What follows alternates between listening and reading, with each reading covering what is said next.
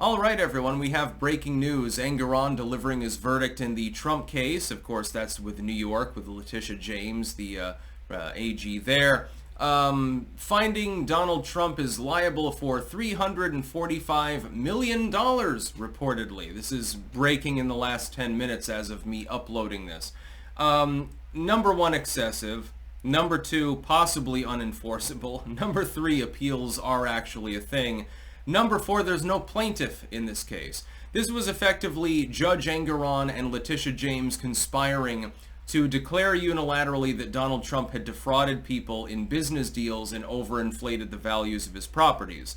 They used a measure on the property values that is completely spacious. They did so in the absence of anyone actually complaining. And the whole idea was, well, he inflated the property prices and therefore he got a better deal on the business arrangement. Well, the problem is everyone was paid back. Nobody complained. All the interest was paid. Trump prevailed. He succeeded in that business venture. It was based on the evaluation of things like the Mar-a-Lago, which was vastly under-evaluated by Letitia James people. And it's very interesting that there are people that take that seriously. It's also interesting that people think that Donald Trump actually is going to end up paying $345 million. Liberals out there, people with TDS. I hate to tell you this, but that ain't exactly how civil cases work. This will be appealed, obviously, because it's a spacious case. Engoron, I guess he's old and he looks like the Crypt Keeper, actually, so I guess he wanted one last hurrah. Well, I'm the man who successfully prosecuted the President of the United States. Good luck getting the money. I don't think that you're going to get a fucking penny. I don't think that anything's going to happen. To the fellow Trump fans out there, a little bit of worry is okay because he was found guilty and in this particular case. But I wouldn't worry about Trump being bankrupted. What they're trying to do is run him down in litigation. They're not expecting the $345 million, the dissolution of Trump's empire and his bankruptcy.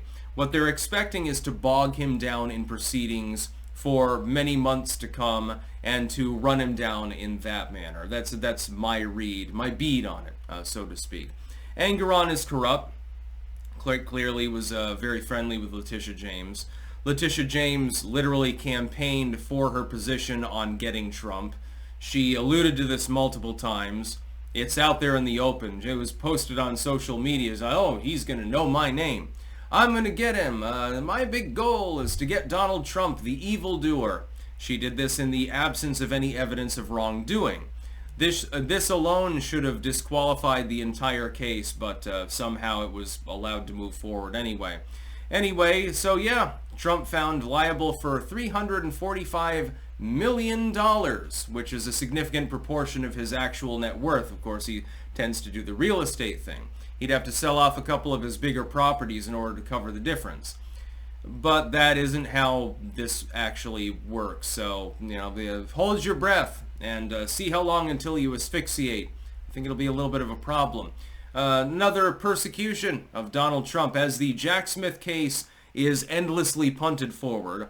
The Bragg case is put on indefinite hold, and the Fulton County case is effectively imploded. This civil case is basically their last resort before they resort to violence or something like that, because they're trying to bankrupt him. They're not trying to bankrupt him with the actual verdict, though. They're trying to bankrupt him with litigation. That's exactly what they're doing. It's totally arbitrary. Judge Engoron effectively just said, well, I feel that you're guilty. Okay, well, then now I'm going to name a price. That's exactly what happened in this particular case. It is a gross miscarriage of justice.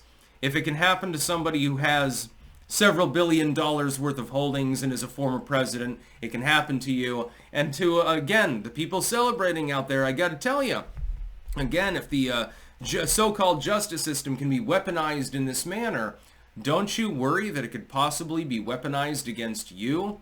Your party is not always going to be the ones that are fronting the show, just to be clear. I would think that people with a more prosaic mind would understand this and say, maybe we want to throttle back a little bit. But they'll be taking a victory lap. It'll be very funny and very cringy, and I'm sure there'll be plenty of Orange Man done memes on Twitter and all of these other things. It's fully expected, fully predictable. Most people are predictable, especially liberals. That's about all. Peace out.